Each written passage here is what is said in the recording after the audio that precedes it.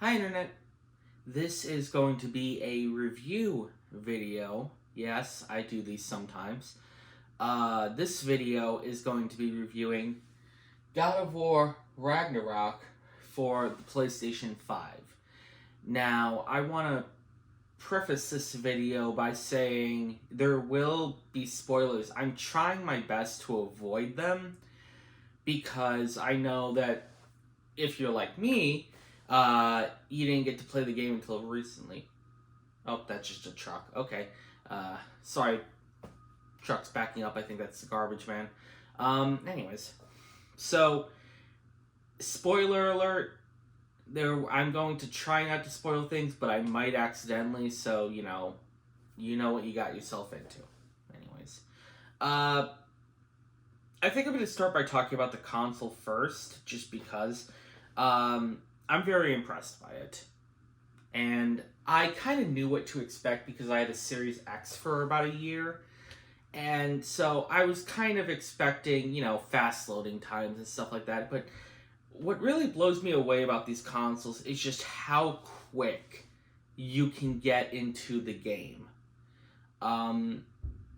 So typically, if, after playing for a couple hours, I put my PS5 into rest mode. I don't turn it off fully. And then I plug in the controller to let it charge more and then go about my business. So what I love is you come back, you hit the PlayStation button on the controller, the console boots right up, you turn on the TV, and literally less than 30 seconds you're back in the game. And I love that. I absolutely love that.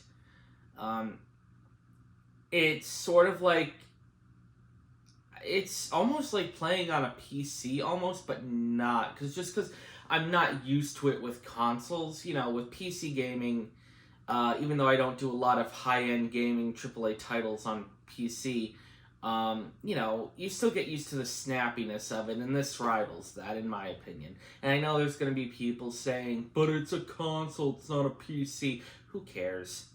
It's a game system. Who cares? Just let people enjoy what they want to enjoy. Don't complain about everything. So that's the console. Now let's get into the game. And to be honest, I didn't like it at first, which was really weird. I started playing, and I don't know, about 2 hours in, I was just like, is this it? You're just walking to each place, fighting bad guys. Kratos says something, ignorantly, and then you move on? What's the substance to this? What's this Ragnarok they keep talking about? For reference, I did not play the first God of War game that came out a few years ago, so that's on me. I have it. It's down there. Just haven't played it. So I was honestly ready to just kind of give up on the game, and it was kind of surprising to me that I was just not interested in it. And then I got to a segment with Atreus, Kratos' son, and I was like, do I really want to play this? Like, I kind of want to just play as Kratos. Okay, I'll give it a shot. And it's just brought me back into it. I don't know what it was. It just brought me back in. And I thoroughly enjoyed every part of the game after that. I don't know if it's just because it was a slow beginning, but I was very shocked at how much it drew me into the game and how much I wanted to play. To the point where I don't play, I'm not one of those guys that sits down and plays for 9 hours straight. I'm just not that person. I play for 2-3 hours and then I'm done. And there was one night where I sat down and I played for 5.5 hours. And that barely ever happens to me. So I was completely floored by that. And it just kept going because I wanted to see... I'm more of a story guy when it comes to games. So the story like really started to intrigue me, and I really wanted to know what happens next. Um, so there was that. The gameplay wise, so here's just a little thing. There are 5 difficulty levels. There's the easiest, which is you really just want mostly story with some action. There's one in between, then there's a middle one where it's kind of equal 50-50. And then the most intense one is called God of War mode, surprisingly. That it's just insanely difficult. So I started playing on the middle difficulty, which is about 50-50. And I could get through most battles. Excuse me. I could get through most battles, but there were some battles that I was just getting my ass kicked. And it was killing my enjoyment of the game because I really wanted to see what was going to happen next, but I couldn't because I just kept getting my butt kicked. So I moved it one notch to easier, and that really helped. I'd say if you're going to play this game for the first time, if you just want story, play it on the easiest setting. If you want the combat to still feel challenging but not overbearing on you, play it on the second difficulty. I think that's a healthy mix for someone like me who's more interested in story than combat. But let's talk about the combat. It's actually very satisfying. Kratos has his axe, Atreus has his bow, and the combination of the two, I love that when you're beating the ever-loving crap out of stuff as Kratos, you can still tap square, and Atreus will still fire arrows. And it's seamless. It works perfectly. And, there's puzzle solving and stuff like that. And I like it. It's really rewarding and a lot of fun. And then I think I like also kind of the non-linear features of it, but that doesn't really work in this situation.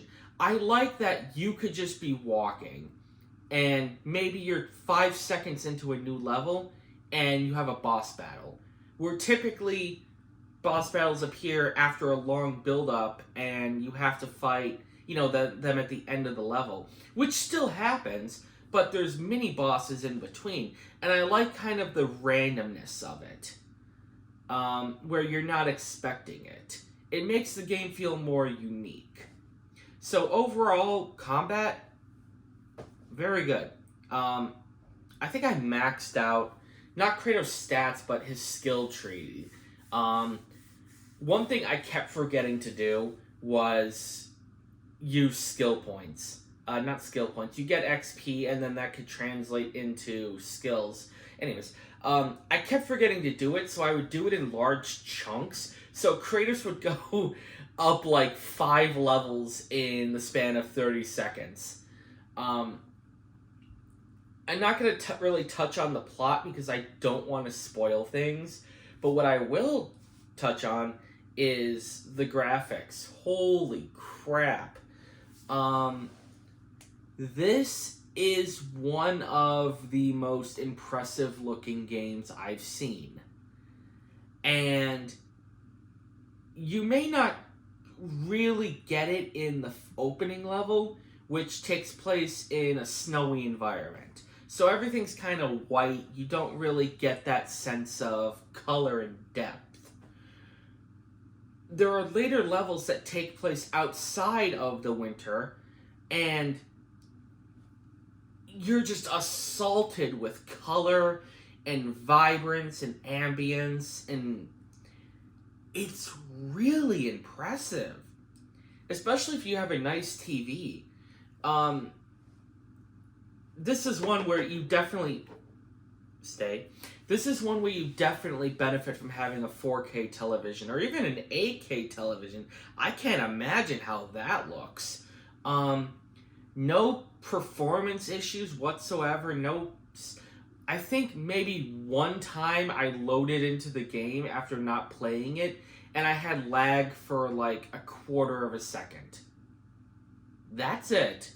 And other than that, everything worked flawlessly. Um, it's really impressive what they were able to do. Just the density of like some of these forest areas, and like you walk through and you really get the feeling like, wow, this is like, I was gonna say, wow, this is really a forest, but yeah, you really get that feeling, and like it's really cool. Um, so one of the most beautiful looking games I've seen. Uh, what else do I want to touch on? I don't know. Like, I don't want to spoil anything, but honestly, if I had to rate this game in terms of games that I've played recently, and I'm going to give it out of 10, a 9.5. Simply because of the beginning kind of dragged. But I enjoyed everything else about it. You know, if it was it would get a perfect 10 if I was fully invested 100% of the way through. The fact that I had to kind of toy with, do I want to continue this game, you know, like 2 hours in, kind of like threw a wrench into everything. But after that, wonderful. I highly recommend playing it, and if you're gonna play it on a PS5. I know they're not easy to get. So, you know, there's not much I can really say other than try your best to get it. You could play it on PS4, I know. However, you're not going to get the same quick loading times. And from what I've read, some people actually have issues where their PS4 overheats and shuts off after like 10 minutes of playing. I don't know how true that is. And it could just be because they're using not a PS4 Pro. I don't know. But definitely play this game. And also, it's a long game. Do not expect to get through this in 6 hours.